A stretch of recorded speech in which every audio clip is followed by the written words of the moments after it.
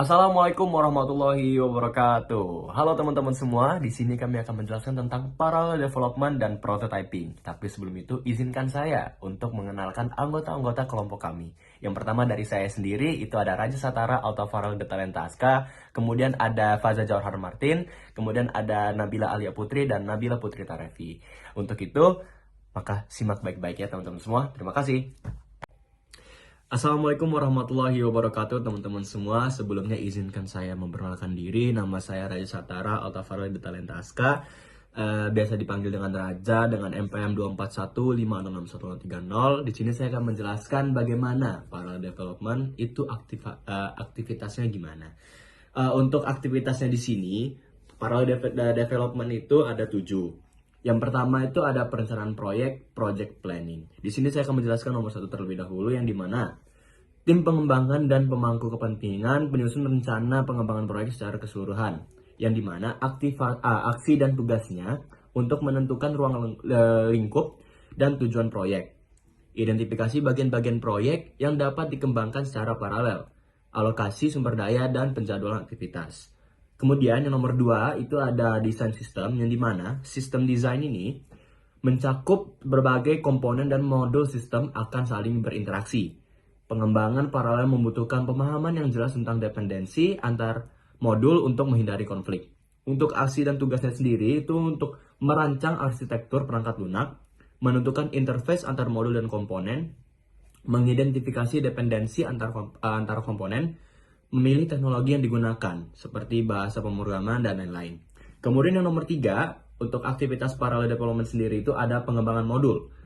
Yang dimana modul development ini, setiap timnya bekerja pada pengembangan modul yang telah ditugaskan. Koordinasi antara tim sangat penting untuk memastikan bahwa setiap modul dikembangkan sesuai dengan desain sistem. Yang dimana untuk aksi dan tugasnya sendiri, menulis kode untuk masing-masing modul atau komponen, mengembangkan fitur-fitur yang ditentukan, melakukan unit testing, sama mengatasi suatu masalah atau bug. Itu untuk yang nomor 3 di aktivitas parallel development. Kemudian di nomor 4 itu ada integrasi modul atau modul integration. Yang dimana ini modul-modul yang telah dikembangkan dan diuji digabungkan menjadi satu sistem auto. Pengujian integrasi dilakukan untuk memastikan bahwa semua bagian bekerja sama-sama tanpa adanya masalah. Kemudian untuk aksi dan tugasnya itu mengintegrasi modul-modul yang dikembangkan oleh tim yang berbeda, mengidentifikasi dan memperbaiki masalah yang muncul, melakukan integrasi bertahap, menguji integrasi antar modul. Kemudian nomor 5, ada pengujian sistem testing. Yang dimana sistem secara keseluruhan diuji untuk memastikan bahwa semua fungsionalitas berjalan sesuai dengan harapan. Aksi dan tugasnya itu melakukan pengujian fungsional, melakukan pengujian non-fungsional, melakukan uji regresi, dan memperbaiki bug yang ditemukan secara pengujian. Kemudian ada yang nomor 6, yang dimana nomor 6 ini adalah penyelesaian dan implementasi. Nah, pada bagian aktivitas ini, sistem yang telah diuji dan diperbaiki siap untuk diterapkan ke lingkungan produksi.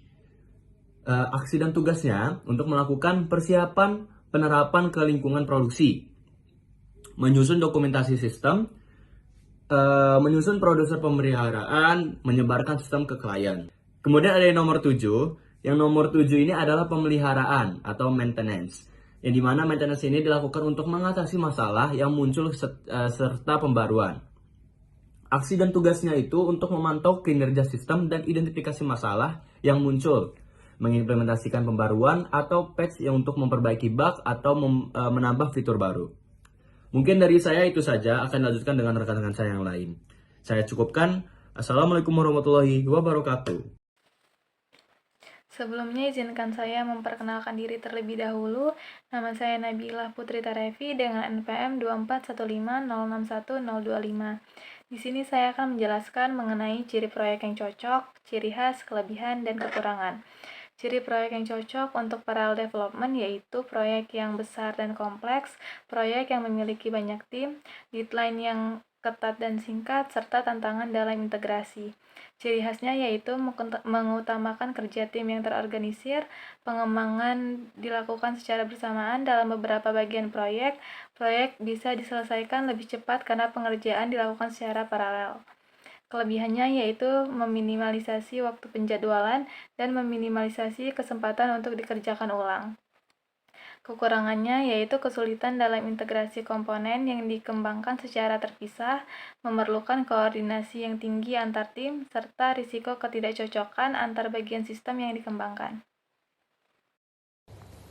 Perkenalkan, nama saya Nabila Alia Putri dengan NPM 2415061003. Pada kesempatan kali ini, saya akan menjelaskan tentang latar belakang dari parallel development. Perkembangan parallel development dilatar belakangi oleh beberapa faktor utama, diantaranya yaitu yang pertama adalah kompleksitas proyek yang meningkat. Metode pengembangan tradisional seperti waterfall seringkali kesulitan untuk mengakomodasi kompleksitas ini, yang dapat menyebabkan keterlambatan biaya yang membengkak dan lain-lain. Yang kedua, terdapat kebutuhan akan fleksibilitas dan adaptabilitas. Perubahan kebutuhan pengguna dan teknologi yang cepat memerlukan pendekatan pengembangan yang lebih fleksibel dan adaptif. Yang ketiga, terdapat optimasi sumber daya. Dengan paralel, organisasi dapat mengoptimalisasikan penggunaan sumber daya. Yang keempat, terdapat mengatasi keterbatasan model waterfall. Meskipun waterfall terstruktur, tetapi memiliki kekurangan, yaitu proses yang sekuensial atau berurutan. Secara singkat, parallel development muncul sebagai respon terhadap kebutuhan untuk perkembangan yang lebih efisien, fleksibel, dan adaptif dalam menghadapi proyek-proyek yang semakin kompleks. Parallel development adalah konsep yang telah berkembang seiring waktu dengan kontribusi dari banyak individu dan organisasi, hingga sulit untuk menentukan satu orang atau kelompok tertentu yang secara eksekutif mengembangkan parallel development. Konsep ini telah berkembang seiring waktu sebagai respon terhadap kebutuhan dan tantangan dalam pengembangan perangkat lunak dan proyek-proyek kompleks. Assalamualaikum warahmatullahi wabarakatuh. Saya akan menjelaskan bagian tahapan dan aktivitas prototyping. Sebelumnya, perkenalkan, nama saya Fathul Johar Martin, bisa dipanggil Jojo. Tahapan dan aktivitas: identifikasi kebutuhan dan tujuan, memahami kebutuhan user atau klien, menentukan tujuan pembuatan prototype, perancang prototype awal, membuat sketsa awal atau kasar, menentukan alur kerja dan interaksi user, memilih alat dan bahan yang sesuai, dapat menggunakan kertas atau aplikasi desain digital. Pembuatan prototype, membangun prototype berdasarkan rancangan awal, membuat model fisik atau digital dari produk, menambahkan fitur dasar, pengujian dan evaluasi, menguji prototipe dengan user atau klien, mengumpulkan umpan balik desain fungsional, mengidentifikasi masalah, revisi dan perbaikan, memperbaiki prototipe berdasarkan umpan, menambah atau menghapus fitur. Implementasi prototipe dapat diimplementasikan. Melakukan pengembangan produk. Setelahnya akan dijelaskan dengan rekan saya. Selanjutnya, ciri proyek yang cocok untuk prototyping, yaitu proyek dengan ketidakpastian, proyek yang mementingkan umpan balik user, proyek dengan desain yang iteratif, dan proyek yang memerlukan pengujian. Ciri khasnya yaitu menghasilkan prototipe fungsional. Prototipe dapat dievaluasi, diuji, dan diubah secara iteratif, serta fokus utama pada umpan balik user. Kelebihannya yaitu memberi klien experience lebih awal, membantu lebih cepat memperbaiki persyaratan nyata, mengidentifikasi risiko dan isu di awal, serta komunikasi yang intens antara klien dan tim. Kekurangannya yaitu sistem rilis lebih cepat. Jika tidak dikelola dengan baik, prototipenya dapat membuang-buang waktu dan sumber daya, serta terlalu fokus dengan prototipe dapat mengabaikan aspek penting sistem yang lainnya. Selanjutnya, ciri proyek yang cocok untuk prototyping, yaitu proyek dengan ketidakpastian, proyek yang mementingkan umpan balik user, proyek dengan desain yang iteratif, dan proyek yang memerlukan pengujian. Ciri khasnya yaitu menghasilkan prototipe fungsional, prototipe dapat dievaluasi, diuji, dan diubah secara iteratif, serta fokus utama pada umpan balik user. Kelebihannya yaitu memberi klien experience lebih awal, membantu lebih cepat memperbaiki persyaratan nyata, mengidentifikasi risiko dan isu di awal, serta komunikasi yang intens antara klien dan tim. Kekurangannya yaitu sistem rilis lebih cepat. Jika tidak dikelola dengan baik, prototipenya dapat membuang-buang waktu dan sumber daya, serta terlalu fokus dengan prototipe dapat mengabaikan aspek penting sistem yang lainnya. Latar belakang prototyping.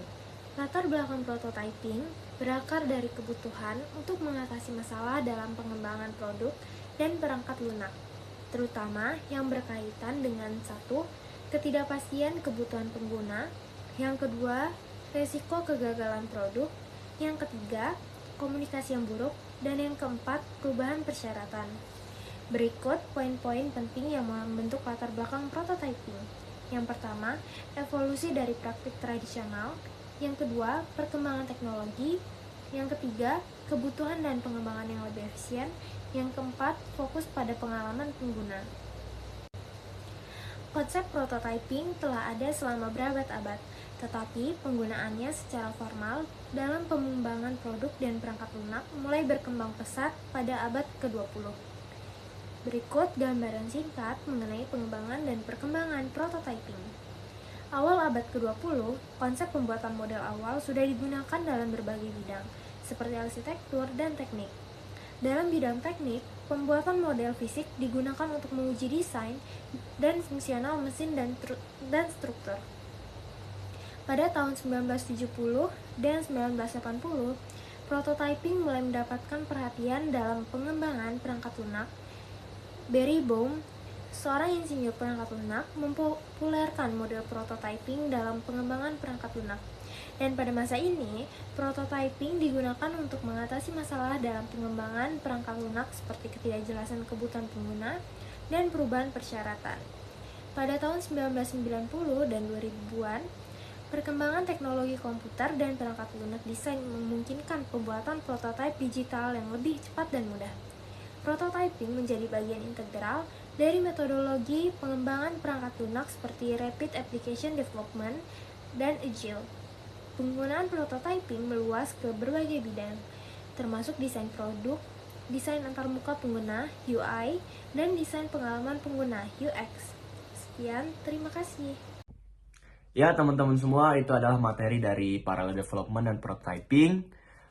Jika ada kesalahan dari kata atau maupun perbuatan, kami mohon maaf. Kami tutup. Wassalamualaikum warahmatullahi wabarakatuh. Terima kasih.